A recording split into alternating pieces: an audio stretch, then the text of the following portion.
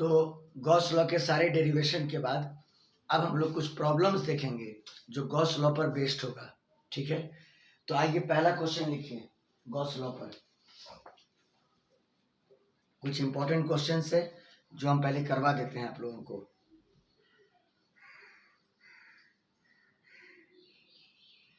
लिखिए the electric field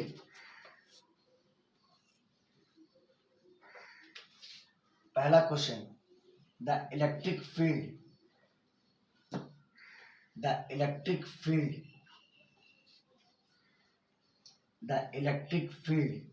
in a region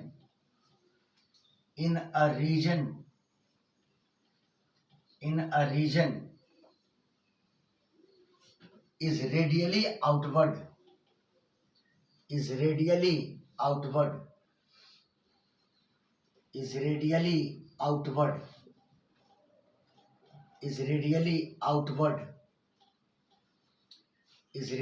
outward with magnitude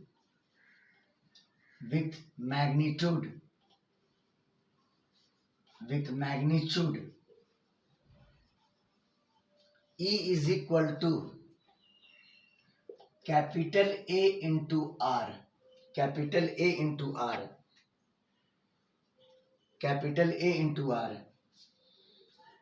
where A is equal to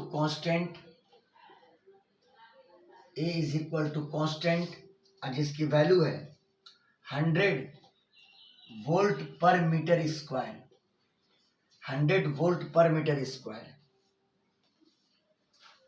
और R क्या है?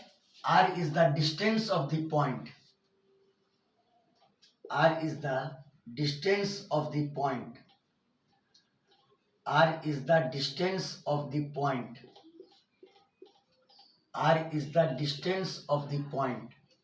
From origin.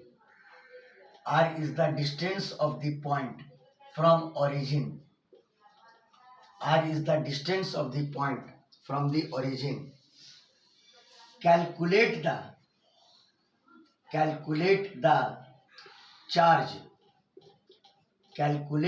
charge contained, ऐसा NCERT में भी क्वेश्चन है, charge contained in a sphere.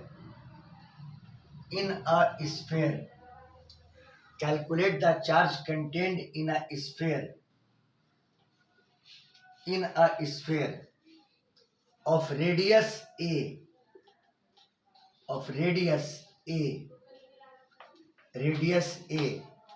और A का वैल्यू 20 सेंटीमीटर, रेडियस A और A का value 20 centimetre, centered at the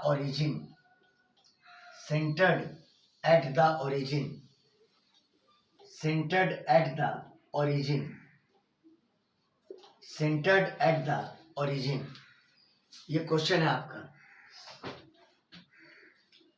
देखिए क्वेश्चन क्या कह रहा है कि किसी रीजन में इलेक्ट्रिक फील्ड एग्जिस्ट कर रहा है और उसका मैग्नीट्यूड R पे डिपेंड कर रहा है, और R जो है वो डिस्टेंस है किसी भी पॉइंट का ओरिजिन से, और रिलेशन है E बराबर A इंटू R, और जहाँ पर A कांस्टेंट है और उसकी वैल्यू है 100 वोल्ट पर मीटर स्क्वायर। और जैसा कि मैंने कहा कि R is the distance of the point from the origin. Question ये है कि बताइए calculate the charge contained in a sphere. बताइए एक गोले में कितना चार्ज है, एक स्फीयर में कितना चार्ज है जिसका रेडियस 20 सेंटीमीटर है और जिसका सेंटर कहाँ पर है? ओरिजिन पर है। सेंटर कहाँ पर है? ओरिजिन पर है। देखो पहले क्वेश्चन को समझ लो ऐसे, मान लो कि ये एक स्फीयर है, और इसका सेंटर ओरिजिन पर, मान लो ये सेंटर हो गया, ओरिजिन। क्लियर है? थोड़ी देर के लिए मान लो कि इस स्फीयर का रेडियस R के बराबर है, ये जो R यहाँ पे लिखा हुआ है, बाद में R का वैल्यू A ले लेंगे, अभी मान लो कि स्फीयर का रेडियस R के बराबर है। तो अकॉर्डिंग टू क्वेश्चन अगर इस पॉइंट को सोचें तो क्वेश्चन के अकॉर्डिंग इस पॉइंट पर इलेक्ट्रिक फील्ड रेडियली आउटवर्ड है। क्या है? रेडियली आउटवर्ड है। तो रेडियल लाइन तो ये हो गया, और आउटवर्ड डायरेक्शन ये हो गया, ये डायरेक्शन हो गया इलेक्ट्रिक फील्ड का, ये डायरेक्शन हो गया इलेक्ट्रिक फील्ड का। आज इसका मैग्नीट्यूड बराबर होगा ए इंटू कितना आर, है ना। ई का जो मैग्नीट्यूड होगा वो बराबर होगा कितना ए इंटू आर। अगर यहां पर कोई पॉइंट सोचें, रफली डायग्राम बना रहे हैं, तो रेडियल लाइन ये हो गया, ये रेडियल लाइन हो गया, और यहां पर इलेक्ट्रिक फील्ड रेडियल लाइन के लॉन्ग रेडियली आउटवर्ड, इसी को आगे प्रोड्यूस कर दीजिए। ये डायरेक्शन हो गया इलेक्ट्रिक फील्ड का, और यहां पर भी इलेक्ट्रिक फील्ड का मैग्नीट्यूड, चूंकि ये डिस्टेंस तो आर ही ना हुआ, तो बताओ इस पॉइंट पर भी इलेक्ट्रिक फील्ड का मैग्नीट्यूड क्या होगा ए इंटू आर। समझ गए बात को। इस तरह से आप हर पॉइंट पर इलेक्ट्रिक फील्ड के डायरेक्शन और मैग्नीट्यूड को समझ सकते हैं। तो ये तो मैंने समझाने के लिए दो जगह बना दिया, ऐसे दो जगह की जरूरत नहीं है। चलिए, तो आपने एक स्फीयर बनाया जिसका रेडियस कितना के बराबर, आर के बराबर, और पी एक पॉइंट आपने लिया स्फीयर के सरफेस पर, समझ गए, और स्फीयर का सेंटर ओरिजिन पर, और स्फीयर का रेडियस कितना आर के बराबर। समझ गया बात को। देखिए, let us consider a sphere, let us consider a sphere, let us consider a sphere with center at O, with center at O, यानी O मतलब origin, O मतलब origin, center at O and radius R, and radius R, and radius R। जैसे आप Gauss law में सारे derivation को किए हैं, सेम वही स्टेप लीजिए। आओ, पी पॉइंट पर एक एरिया एलिमेंट लिया, छोटा सा एरिया एलिमेंट, मान लो कितना डीए, और आप जानते हैं कि एरिया वेक्टर एरिया के ऑलवेज परपेंडिकुलर, और अगर क्लोज सरफेस है तो उससे आउटवर्ड, क्लोज सरफेस से क्या आउटवर्ड। तो ये डायरेक्शन आपका एरिया वेक्टर का हो गया, यानी डीए वेक्टर, यानी डीए वेक्टर। क्लियर है। अब आप बताओ कि इस पी पॉइंट पर जो आपने एरिया एलिमेंट लिया उस पे इलेक्ट्रिक फ्लक्स कितना होगा, उस पे इलेक्ट्रिक फ्लक्स कितना होगा। Electric flux through area element d a is d phi, d phi is equal to E vector dot d a vector. और फिगर देख के बताओ दोनों के बीच में कितना एंगल 0 डिग्री, तो ये बराबर ई इंटू डी ए कॉस 0 डिग्री, कॉस 0 डिग्री कितना 1, और ई का जो मैग्नीट्यूड है वो ए इंटू आर है, ई का मैग्नीट्यूड ए इंटू आर है, यहाँ लिख दिया A into R into D A, into कितना डी ए। अब अगर पूछा जाए कि पूरे स्फीयर के सरफेस पर इलेक्ट्रिक फ्लक्स कितना होगा, पूरे स्फीयर के सरफेस पर इलेक्ट्रिक फ्लक्स कितना होगा, तो आप उसको इंटीग्रेट कीजिएगा। Net flux over the surface of sphere, net flux over the surface of sphere, यानी फाई। अब बराबर आप इसको इंटीग्रेट करोगे, इंटीग्रल ए आर इंटू कितना डी ए आर इंटू कितना डी ए आर कॉन्स्टेंट है, बाहर आ जाएगा, और डी ए को इंटीग्रेट करेंगे तो ए आ जाएगा, और ए का मतलब होगा इस स्फीयर का सरफेस एरिया, ए का मतलब होगा इस स्फीयर का सरफेस एरिया। चलिए स्क्रीनशॉट ले लीजिए पहले।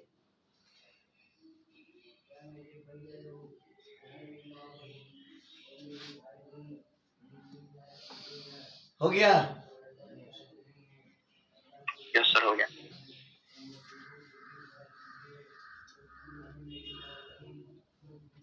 तो देखो, flux phi is equal to net flux over the sphere, net flux over the sphere, net flux over the sphere, net flux over the sphere.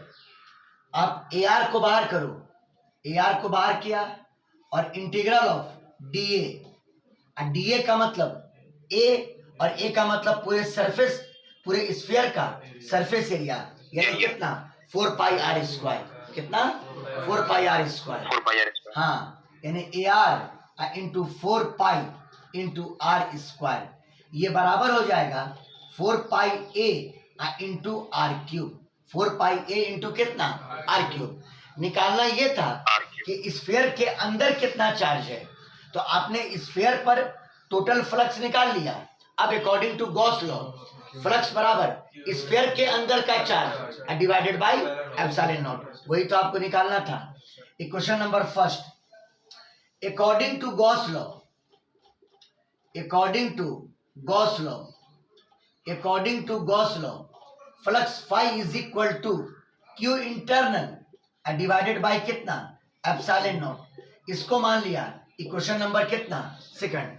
और अगर दोनों को इक्वेट करोगे, दोनों को अगर इक्वेट करोगे तो क्या होगा बोलो, 4 pi A into R cube बराबर क्यू इंटरनल डिवाइडेड बाय कितना एप्सिलॉन नॉट। और आपको निकालना था कि स्फीयर के अंदर कितना चार्ज है, ये जो चार्ज हुआ इनसाइड द स्फीयर, ये जो चार्ज हुआ वो inside the sphere, charge inside the sphere. अब आप यहां से क्यू इंटरनल निकाल लें तो बोलिए Q internal is equal to 4 pi epsilon naught into A into कितना आर क्यूब, इंटू कितना आर क्यूब। बोलो क्लियर है।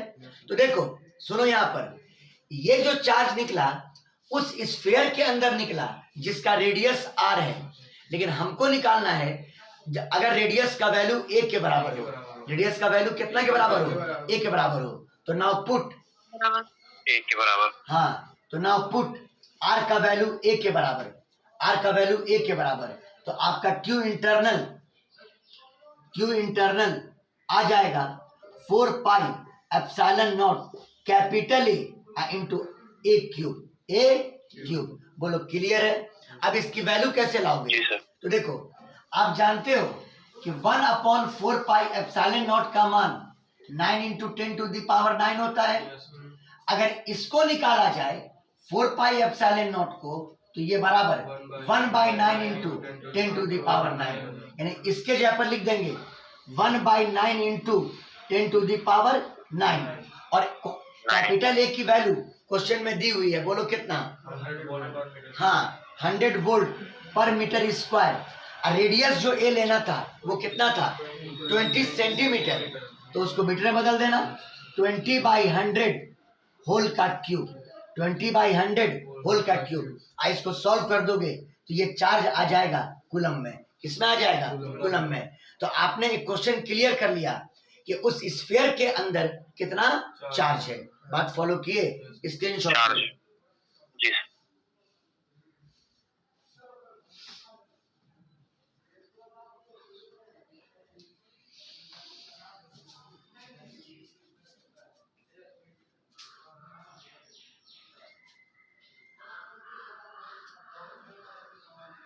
हो गया, बोलो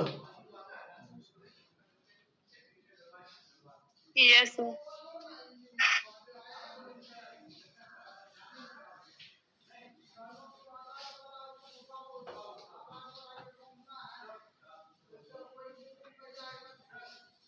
आइए अगला क्वेश्चन लिखिए। ए particle of mass, a particle of mass 5 into 10 to the power -6 gram is kept over a large horizontal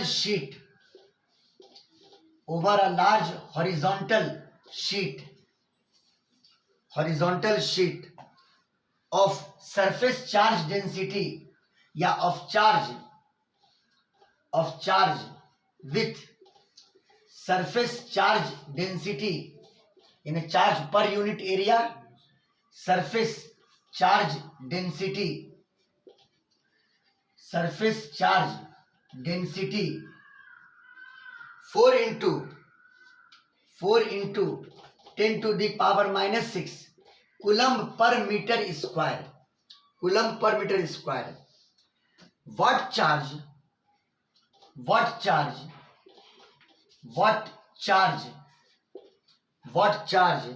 should be given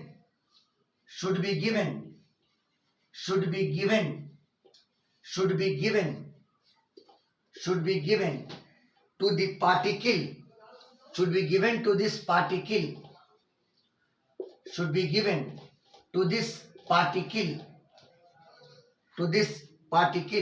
so that if released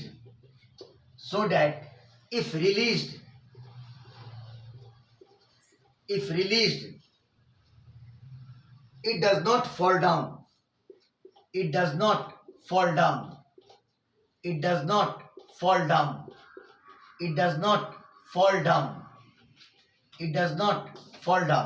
और आगे कहता है how many electrons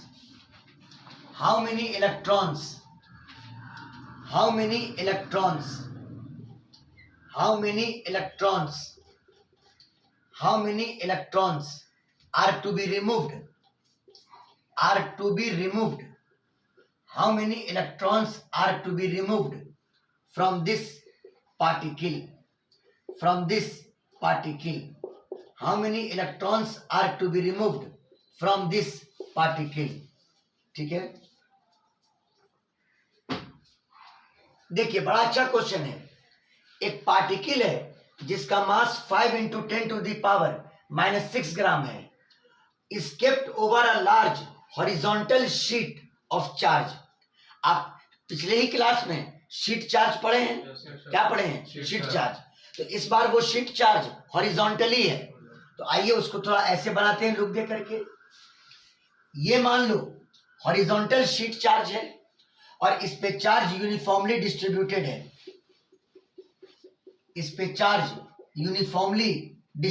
है. इसके सरफेस पर, इसके एरिया पर. समझ गए? और इसकी जो चार्ज डेंसिटी है सिग्मा है, और सिग्मा का वैल्यू दिया हुआ है 4 into 10 to the power minus 6 coulomb पर मीटर स्क्वायर. ठीक है, और इस शीट के ठीक ऊपर, थोड़ा सा ऊपर, यहां पे कोई पार्टिकल है. ये कोई पार्टिकल है आपका, है ना? ये आपका एक पार्टिकल है. अच्छा क्वेश्चन है ये. और इस पार्टिकल का मास m बराबर दिया हुआ है 5 into 10 to the power minus 6 ग्राम. इस पार्टिकल का मास आपको दिया हुआ है. समझे? कहता है बताओ ये पार्टिकल अभी न्यूट्रल है. तो इस पार्टिकल को कितना चार्ज दें ताकि ये पार्टिकल नीचे ना गिरे, है ना? क्योंकि नीचे गिरने की पॉसिबिलिटी है. नीचे mg फोर्स लगेगा जिसके वजह से वो पार्टिकल क्या कर सकता है? नीचे गिर सकता है. लेकिन उसको रोकने के लिए, इस पार्टिकल को यहाँ पे रोकने के लिए उस पे कितना चार्ज दिया जाए कि वो पार्टिकल वहां पे सस्पेंडेड रहे. वो पार्टिकल वहां पे क्या रहे? सस्पेंडेड रहे. अच्छा, उस पार्टिकल के वहां पर सस्पेंडेड रहने की वजह क्या हो सकती है? सिंपली कि अगर इस पार्टिकल पे पॉजिटिव चार्ज दे दें, क्या दे दें? तो ये पॉजिटिव इस पॉजिटिव को ऊपर रिपेल करेगा, ये पॉजिटिव इस पॉजिटिव चार्ज को ऊपर रिपेल करेगा इलेक्ट्रिक फोर्स से. नीचे फिर क्या लग रहा होगा? mg. तो वो इलेक्ट्रिक फोर्स mg को बैलेंस करेगा, तो ये पार्टिकल सस्पेंडेड रहेगा. ये पार्टिकल क्या रहेगा? सस्पेंडेड रहेगा. बोलो समझ में आया कि नहीं आया? बोलो. Yes sir. हाँ, तो इस पार्टिकल को आपको देना होगा पॉजिटिव चार्ज. तो मान लिया जाए कि इस पार्टिकल को मैंने दिया Q चार्ज, जो कि पॉजिटिव है, जो कि क्या है? पॉजिटिव है. नेगेटिव नहीं दे सकते हैं, क्योंकि अगर नेगेटिव दीजिएगा तो ये पॉजिटिव नेगेटिव को फिर अट्रैक्ट करेगा, तो mg भी नीचे और इलेक्ट्रिक फोर्स भी नीचे, तब तो पार्टिकल और नीचे फॉल कर जाएगा. बात आई समझ में? तो लेट द पार्टिकल, ये सब लॉजिकल क्वेश्चन है. Let the particle be given a positive charge. Let the particle be given a positive charge. कितना? Q. आपने पार्टिकल को पॉजिटिव चार्ज दिया, कितना, क्यू। अब ये निकाल लो कि शीट ने पॉजिटिव चार्ज पर कितना फोर्स एग्जर्ट किया। देखो यहाँ पे कूलम्ब्स लॉ एप्लीकेबल नहीं होगा। क्यों? कूलम्ब लॉ एप्लीकेबल तब होता था जब दोनों पॉइंट चार्ज हुआ करता था। जब दोनों क्या होता था? Point charge. समझ गया बात को? पहले सुन लो, यहाँ पर कूलम्ब लॉ तब एप्लीकेबल होता था जब दोनों चार्ज क्या होते थे? Point charge. लेकिन ये तो चार्ज का डिस्ट्रीब्यूशन है ना? हाँ, ये तो चार्ज का डिस्ट्रीब्यूशन है, यानी इसने जो इस पर इलेक्ट्रिक फोर्स लगाया वो आप कूलम्ब्स लॉ से कैलकुलेट नहीं कर सकते हैं। तो क्या करना होगा? आप करो क्या कि इस शीट ने कितना इलेक्ट्रिक फील्ड प्रोड्यूस किया वो कैलकुलेट कर लो, और वो आप जानते हैं इस शीट ने कितना इलेक्ट्रिक फील्ड प्रोड्यूस किया, आप वो निकाल लो। तो आप लास्ट क्लास में पढ़े हैं कि शीट के द्वारा इलेक्ट्रिक फील्ड शीट के बिल्कुल परपेंडिकुलर, चार्ज पॉजिटिव है तो चार्ज से अवे, चार्ज से क्या? अवे, है ना? ये डायरेक्शन होगा इलेक्ट्रिक फील्ड का। ये डायरेक्शन होगा किसका? इलेक्ट्रिक फील्ड का। जो किसने प्रोड्यूस किया? बोलो, शीट ने, है ना? ये डायरेक्ट, ये इलेक्ट्रिक फील्ड हुआ जो किसने प्रोड्यूस किया? बोलो। अरे आप लोग बोलिए ऑनलाइन में जो है। ये इलेक्ट्रिक फील्ड हुआ जो शीट ने प्रोड्यूस किया। E is equal to electric field produce due to sheet. यहां लिख देते हैं electric field due to sheet. Electric field due to किसके? शीट। जिसका वैल्यू तुम पढ़े थे sigma by 2 epsilon naught. Sigma by कितना? 2 एप्सिलॉन नॉट। और अब ये इलेक्ट्रिक फील्ड इस पॉजिटिव चार्ज पर फोर्स लगाएगा, और आप पढ़े थे फोर्स का फॉर्मूला QE। क्या पढ़े थे? QE। हाँ, तो force on the particle, force on the particle, electric force, electric force on the particle यानी FE, और ये बराबर Q इंटू ई, Q इंटू ई, Q इंटू ई, और E का वैल्यू कितना? सिग्मा बाई 2 एप्सिलॉन नॉट बराबर Q into sigma divided by कितना? 2 epsilon not. बोलो क्लियर है? और चूंकि इस पार्टिकल पर आपने पॉजिटिव चार्ज दिया है तो हम पढ़ाए हुए हैं कि अगर चार्ज पॉजिटिव होगा तो फोर्स का डायरेक्शन इलेक्ट्रिक फील्ड के डायरेक्शन में होगा। फोर्स का डायरेक्शन किधर होगा? इलेक्ट्रिक फील्ड के डायरेक्शन में होगा। तो इलेक्ट्रिक फील्ड ऊपर की तरफ है तो फोर्स भी ऊपर की तरफ लगेगा। ऊपर की तरफ इलेक्ट्रिक फोर्स लगा Fe। बोलो क्लियर है? और आप जान रहे हैं 11 से कि नीचे की तरफ लग रहा है mg। नीचे की तरफ क्या लग रहा है? mg। बोलो क्लियर है? और चूंकि पार्टिकल इक्विलिब्रियम में है, पार्टिकल की किसमें है? इक्विलिब्रियम में, तो इलेक्ट्रिक फोर्स बैलेंस कर देगा किसको? mg को। इलेक्ट्रिक दोनों अपोजिट फोर्स है, और दोनों का अगर मैग्नीट्यूड इक्वल हो गया तो नेट फोर्स 0 हो जाएगा, और पार्टिकल जिस स्टेट में है उसी स्टेट में रह जाएगा। बात आई समझ में? बोलो। हाँ, for equilibrium of the particle, for equilibrium of the particle, for equilibrium of the particle, particle के इक्विलिब्रियम के लिए Fe बराबर mg, Fe बराबर mg। बताओ इलेक्ट्रिक फोर्स का वैल्यू कितना? Q sigma by 2 epsilon not, Q sigma बटा 2 epsilon naught, और ये बराबर कितना? mg। ये बराबर कितना? mg। आपको ये निकालना था कि इस पार्टिकल को कितना चार्ज दिया गया। बोलिए, आपको ये निकालना था कि इस पार्टिकल को कितना चार्ज दिया गया। चार्ज का वैल्यू निकल जाएगा, चार्ज का वैल्यू निकल जाएगा। इसका मतलब Q का वैल्यू हो जाएगा, बोलो कितना? mg into 2 epsilon not, mg into 2 epsilon not divided by कितना? सिग्मा, डिवाइडेड बाई कितना? सिग्मा। यानी इस पार्टिकल को इतना ही पॉजिटिव चार्ज दोगे तो वो पार्टिकल किस चीज में रहेगा? इक्विलिब्रियम में रहेगा। मतलब जहां पर है वहीं पर लटकता रहेगा। समझ में आया कि नहीं आया? बोलिए। Yes sir. हाँ, स्क्रीनशॉट लीजिए।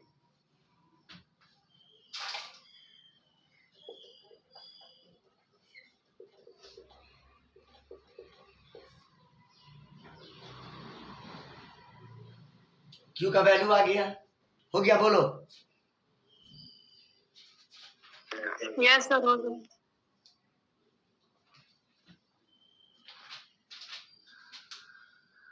हाँ, जहां तक वैल्यू लाने की बात है हम खाली लाइन अप कर देते हैं।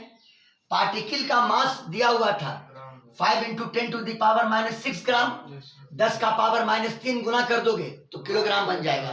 हाँ, 5 into 10 to the power -3 into 10 to the power -3 kilogram बन गया। जी का वैल्यू 10 ले लो इंटू 2 इंटू हाँ एप्सिलॉन नॉट इस बार है तो 8.85 इंटू 10 टू द पावर -12 बताया हुआ है।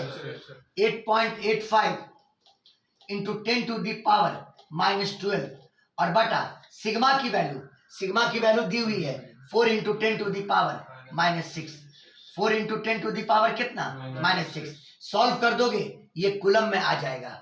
अब क्वेश्चन ने ये कहा था कि आपने पार्टिकल को इतना चार्ज दिया, इतना पॉजिटिव चार्ज दिया, तो याद होगा इलेक्ट्रोस्टैट का पहला क्लास या दूसरा क्लास कि पार्टिकल पर पॉजिटिव चार्ज को लाने के लिए पार्टिकल से इलेक्ट्रॉन को लॉस कराना होगा। पार्टिकल से इलेक्ट्रॉन को लॉस कराना होगा। और आपने थ्योरी पढ़ा था, सुनिए, क्वांटाइजेशन ऑफ चार्ज Q बराबर Ne। Q बराबर कितना Ne, जहां पे N होगा number of electrons lost.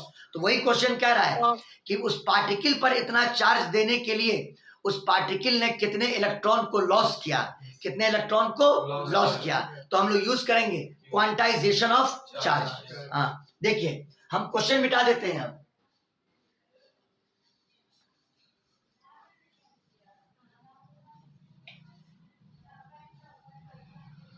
using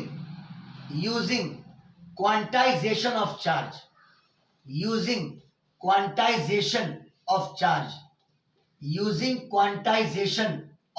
charge है ना। Q का वैल्यू कितना Ne, है ना। और यहां पर यही N है number of electrons lost. N यहां पर है नंबर ऑफ इलेक्ट्रॉन्स लॉस्ट। आप यहां से निकाल लो इनका वैल्यू Q अपॉन E। इनका वैल्यू कितना Q अपॉन E। Q का वैल्यू यहां से आ चुका होगा और E का वैल्यू तो सबको पता है। E बराबर कितना 1.602 इंटू 10 टू द पावर -19। यहाँ पे Q की वैल्यू पुट कर देना, नीचे में E की वैल्यू पुट कर देना, आपको पता चल जाएगा कि कितना इलेक्ट्रॉन लॉस हुआ। बोलो क्वेश्चन क्लियर हो रहा है कि नहीं हो रहा है इस तरह का, बोलिए। Yes sir. चलो स्क्रीनशॉट लो।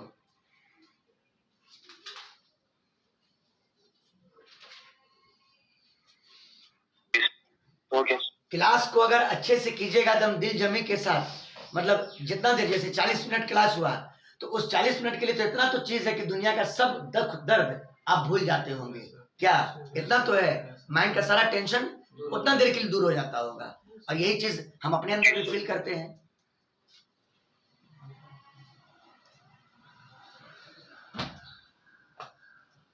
और न्यूमेरिकल्स तो और चूंकि आपके ब्रेन को इतना वो यूज करा देता है कि बाकी कोई टेंशन रहता ही नहीं है ब्रेन में।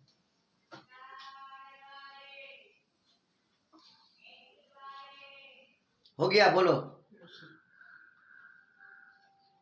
Yes sir. आइए एक और क्वेश्चन।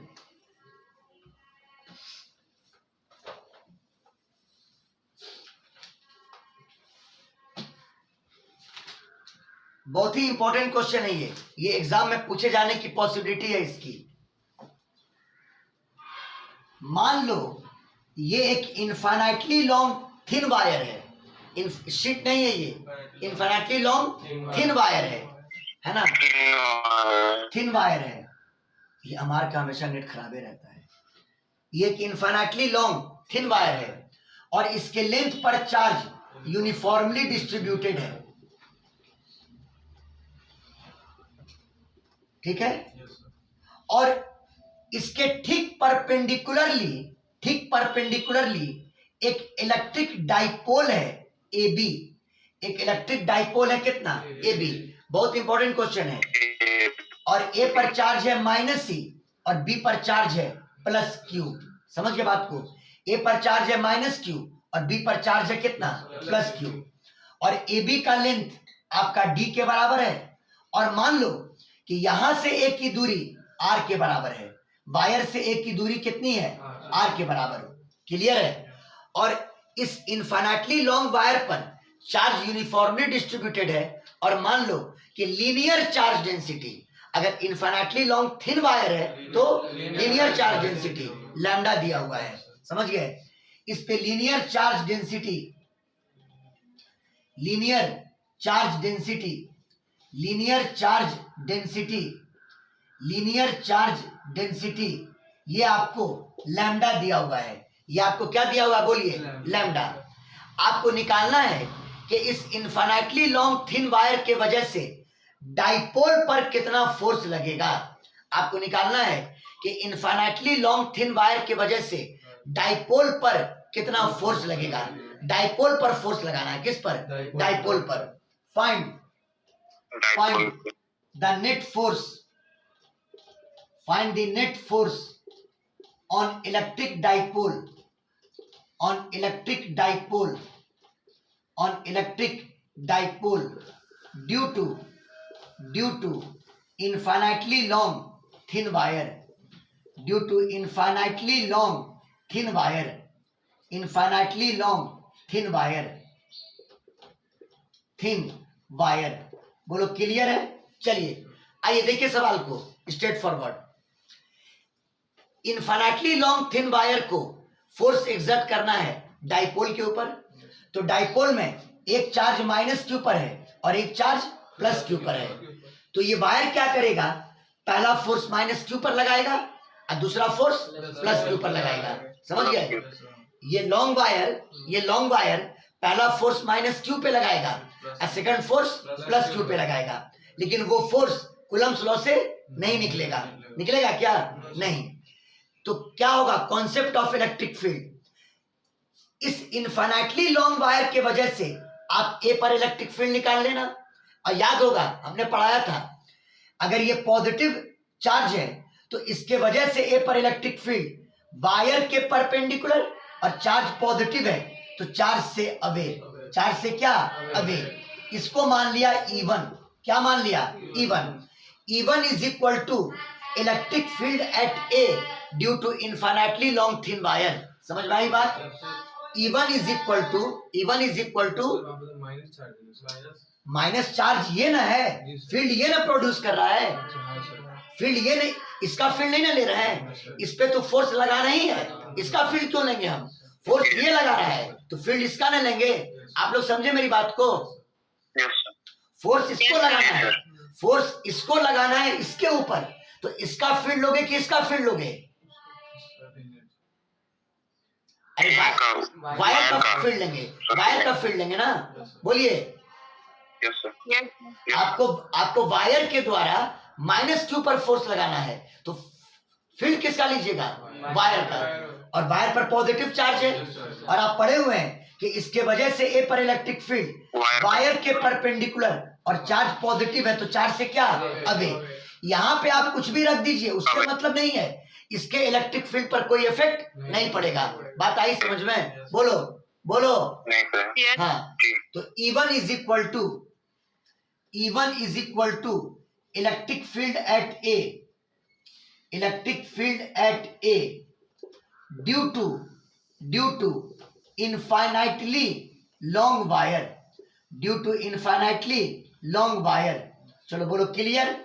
तो अब बताओ, हाँ, और E1 की वैल्यू क्या होगी, याद करो।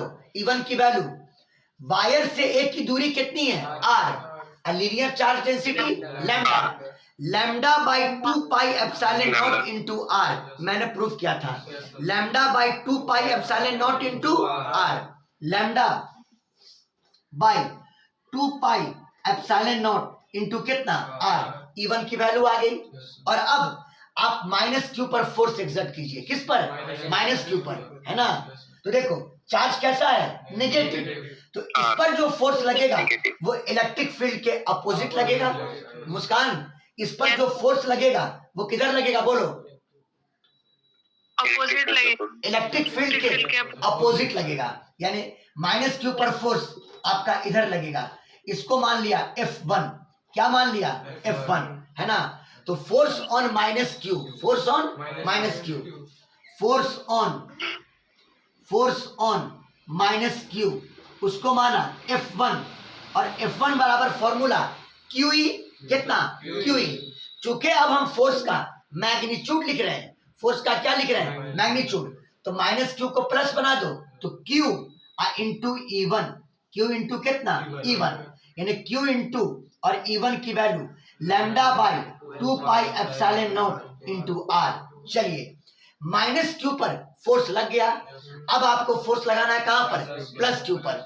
तो अब आपको क्या करना होगा कि इसी वायर के द्वारा फिर से इलेक्ट्रिक फील्ड निकालना होगा, कहां पर, बी पर, कहां पर, बी पर, यानी जहां पर प्लस क्यू है, जहां पर क्या है, प्लस क्यू है। तो फिर से बताओ, वायर पे पॉजिटिव चार्ज है, इसके वजह से बी पर फील्ड वायर के परपेंडिकुलर, और चार्ज पॉजिटिव है तो चार्ज से अवे, E2, ये E2 इसने नहीं प्रोड्यूस किया है, इसने प्रोड्यूस किया है, वायर ने प्रोड्यूस किया है। समझ में आ रहा है बात, बोलो। जी sir. E2 is equal to electric field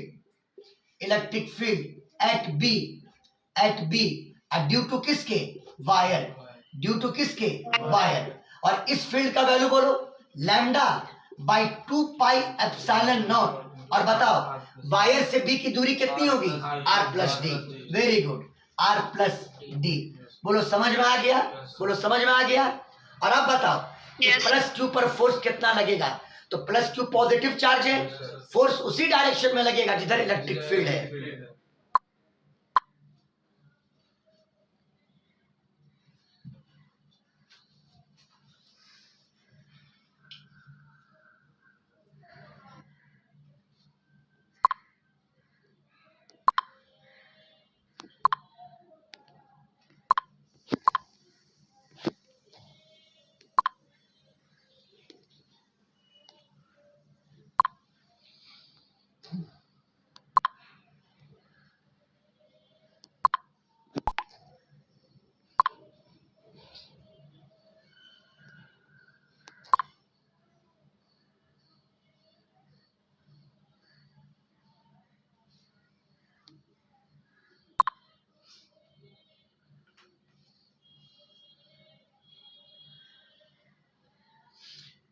इस प्लस क्यू पर फोर्स उसी डायरेक्शन में लगेगा जिस डायरेक्शन में क्या है, इलेक्ट्रिक फील्ड है, यानी फोर्स इस डायरेक्शन में लगेगा। और फोर्स का मैग्नीट्यूड F2 लोगे, क्या लोगे, F2। तो force on plus Q, force on plus Q, force on क्या, प्लस क्यू, यानी F2 बराबर Q इंटू E2, F2 बराबर Q इंटू कितना, E2, बराबर Q इंटू E2 का value lambda by 2 pi epsilon naught into कितना, R plus D, R plus D. चलिए, dipole के दोनों चार्ज पर आपने फोर्स कैलकुलेट कर लिया, डाइपोल के दोनों चार्ज पर आपने फोर्स कैलकुलेट कर लिया। अब फोर्स लगाया किसने, वायर ने, फोर्स लगाया किसने, वायर ने। और अब दोनों फोर्स का रिजल्टेंट निकाल दो, तो net force on the dipole आ जाएगा।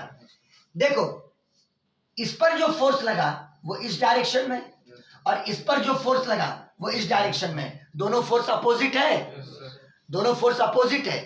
तो वेक्टर सम में अगर दो वेक्टर अपोजिट डायरेक्शन में हो तो रिजल्टेंट निकालने के लिए घटा देते हैं मैग्नीट्यूड को, रिजल्टेंट निकालने के लिए मैग्नीट्यूड को क्या करते हैं, बोलिए, घटा देते हैं। हाँ, तो आप देख लीजिए कि F1 और F2 में इसकी मैग्नीट्यूड ज्यादा है क्योंकि इसका डिनोमिनेटर कम है और इसका डिनोमिनेटर ज्यादा है, इसका डिनोमिनेटर कम है और इसका डिनोमिनेटर ज्यादा है। तो ये बड़ा फोर्स हुआ और ये छोटा फोर्स हुआ। तो बताओ डाइपोल पर नेट फोर्स कितना हो जाएगा, F1 माइनस F2, कितना हो जाएगा, बोलो कितना हो जाएगा, F1 minus F2। Net force on dipole, net force on dipole, dipole पर नेट फोर्स यानी F is equal to F1 minus कितना, F2। आप F1 की वैल्यू पुट कर देना और F2 की वैल्यू पुट कर देना और घटा देना, आपको डाइपोल पर नेट फोर्स का वैल्यू आ जाएगा। ये कुछ इंपॉर्टेंट क्वेश्चंस थे जो गॉस लॉ का मैंने करवाया। अभी कुछ क्वेश्चन और है क्यूबिकल बॉक्स वगैरह वाला एनसीईआरटी का, वो नेक्स्ट क्लास में क्लियर कर देंगे तो हम लोग आगे बढ़ेंगे। समझ के बात को, एक क्लास हमको प्रॉब्लम और चाहिए गॉस लॉ का, स्क्रीनशॉट ले लीजिए।